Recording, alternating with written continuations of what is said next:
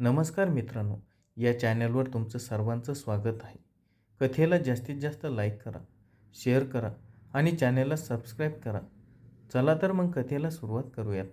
माझे नाव राहुल, वय वर्षे 27, दिसायला अगदी सामान्य पण मनात प्रचंड स्वप्न घेऊन जगणारा. पुण्यात एका कॉर्पोरेट कंपनीत नोकरी करतो. रोजचं ते धावपळीचं आयुष्य, तोच कॉम्प्युटर आणि ती रोजची डोकेदुखी, या सगळ्याच कंटाळून मी काही दिवसांसाठी गावाकडे जाण्याचा निर्णय घेतला. पुण्यातून रात्री सुटणारी ती एक्सप्रेस. पाऊस रिमझिम पडत होता. मी माझी बॅग सांभाळत कसाबसा माझ्या सीटवर पोहोचलो. माझी सीट विंडो साईडला होती, त्यामुळे मनाला थोडा विरंगुळा मिळाला. गाडी सुरू झाली. थंडगार वारा चेहऱ्यावर आदळत होता. मी माझे इयरफोन लावले आणि गाणी ऐकू लागलो. तेवढ्यात पुढच्या स्टेशनवर एक महिला माझ्या समोरच्या सीटवर येऊन बसली. पिवळ्या रंगाची साडी, गळ्यात नाजूक मंगळसूत्र, चेहऱ्यावर हलकासा थकवा, पण तरीही एक वेगळंच तेज. तिचं वय साधारण 30 ते 32च्या दरम्यान असावं. ती खूप अस्वस्थ दिसत होती. तिने तिची जड बॅग वर ठेवण्याचा प्रयत्न केला, पण तिला जमेना. शेवटी मी उठलो. मी मदत करू का? मी थोडं हसून, हो प्लीज, खूप उपकार होतील. मी तिची बॅग वर ठेवली. तिने सुटकेचा श्वास सोडला आणि माझ्याकडे बघून पुन्हा एकदा थँक्यू म्हटलं. तिच्या त्या हसण्यात काहीतरी जादू होती. तिचे डोळे खूप बोलके होते, पण त्यात कुठेतरी एक अनामिक दुःख लपलेलं जाणवलं. काही वेळ असाच निघून गेला. बाहेर काळोख दाटून आला आणि पावसाचा जोर वाढला होता. मी माझ्या पाण्याच्या बॉटलमधून पाणी प्यायलो, तेव्हा मला जाणवलं की ती सारखी स्वतःच्या ओठांवरून जीभ फिरवत होती. तिच्याकडे पाणी नसावं. मी पाणी हवंय का विचारलं. ती लाजत, नको, इट्स ओके. मी हसत, घ्या ना, प्रवास खूप लांबचा आहे, त्यात संकोच कसला. तिने हळूच बॉटल घेतली आणि 2 घोट पाणी प्यायली. या छोट्याशा प्रसंगाने आमच्यातील संकोचाची भीती किंचितच विरघळली. रात्रीचे 11:30 वाजले होते. डब्यातील बहुतांश लाईट्स बंद झाल्या होत्या.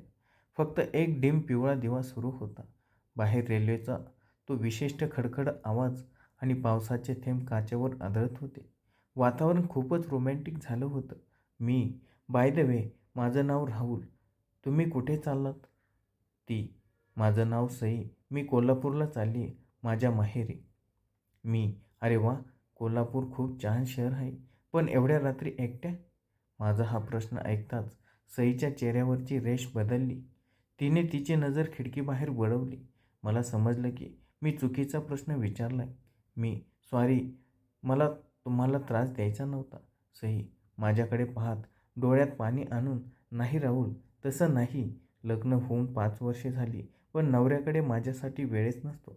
सतत भांडण, टोमणे, मन अगदी थकून गेलं होतं, म्हणून काही दिवस स्वतःला वेळ देण्यासाठी माहेरी चालले. तिचं ते मोकळेपणानं बोलणं माझ्या मनाला स्पर्श करून गेलं. मी तिचा हात हळूच माझ्या हातात घेतला. तो स्पर्श किती मऊ आणि उबदार होता. तिने तिचा हात मागे घेतला नाही, उलट तिने माझ्या हातावर तिची पकड घट्ट केली. सई, कधीकधी आयुष्यात ब्रेक घेणं चांगलं असतं. स्वतःसाठी जगणं खूप गरजेचं आहे. आमचे डोळे एकमेकांत गुंतले. त्या डिम लाईटमध्ये तिचे ओठ अधिकच आकर्षक दिसत होते. रेल्वेच्या एका मोठ्या झटक्यामुळे ती थेट माझ्या अंगावर आली. तिचा सुवास, तिच्या श्वासांची उष्णता माझ्या चेहऱ्यावर जाणू लागली. आम्ही दोघेही शांत झालो. फक्त आमच्या हृदयाचे ठोके एकमेकांना ऐकू येत होते. त्या रात्री आम्ही खूप गप्पा मारल्या. तिच्या आवडीनिवडी, माझे विचार. एक अनोळखी स्त्री आता माझ्या मनाच्या खूप जवळ आली होती.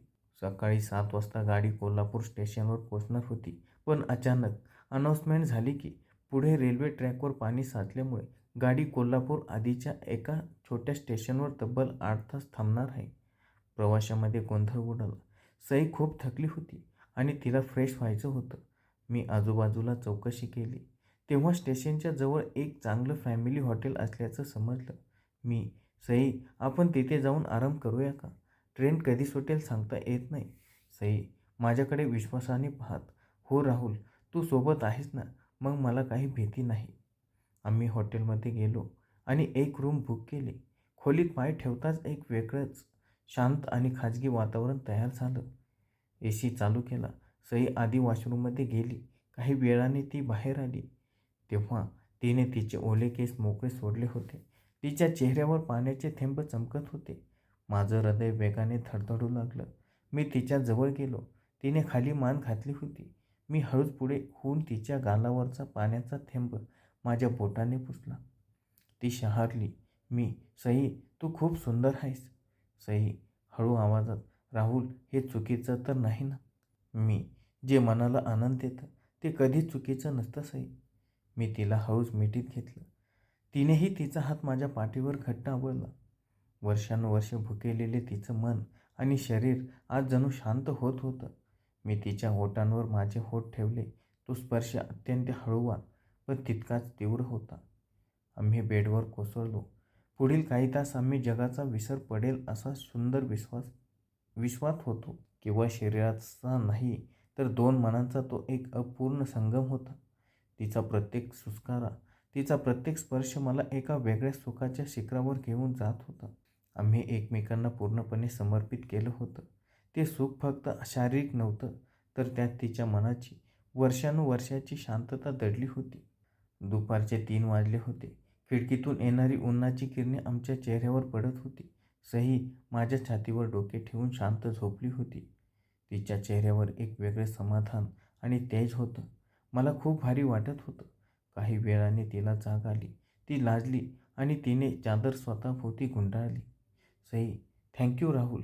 आज मला खऱ्या अर्थाने जाणवलं की मी जिवंत आहे. स्वतःचे अस्तित्व काय असते हे तू मला दाखवून दिलेस. सई, हे माझ्यासाठीही तितकंच खास होतं. मी हे कधीच विसरणार नाही. आम्ही तयार झालो आणि पुन्हा स्टेशनवर आलो. ट्रेन सुटण्याची वेळ झाली होती. कोल्हापूर स्टेशन जवळ आलं. आता निरोपाची वेळ होती. आम्हा दोघांच्याही डोळ्यात अश्रू होते. पण ते दुःखाचे नव्हते तर एका सुंदर प्रवासाच्या आठवणीचे होते. सई, आपण पुन्हा भेटू. नक्कीच. जेव्हा जेव्हा तुला माझी आठवण येईल मी हजर असेल.